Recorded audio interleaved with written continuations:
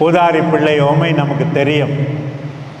பன்றிகள் தின்னுகின்ற நெற்று கூட அவனுக்கு கிடைக்கல, தவிடு கூட கிடைக்கல. அப்போ தான் புத்தி வந்தது, அறிவு தெளிந்தான்.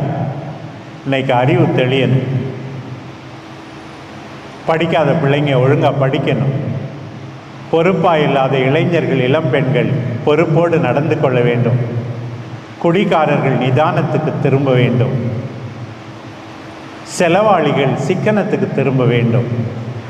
எல்லாரும் மனம் திரும்ப வேண்டும் என்று ஆண்டவர் அழைக்கிறார். பாருங்கள், லூக்கா நற்செய்தி 19 அந்த குள்ள மனிதன் சக்கைவை பற்றி நம்ம கேள்விப்படுறோம். பாருங்கள், ஆண்டவர் வந்த உடனே என் சொத்தில் பாதி ஏழைகளுக்கு கொடுக்கிறேன், யாரையாவது ஏமாற்றியிருந்தால் 4 மடங்காக கொடுக்குறேன், சண்டைக்காரி நான், இனிமேல் சமாதானத்தை வளர்க்கப் போகிறேன்.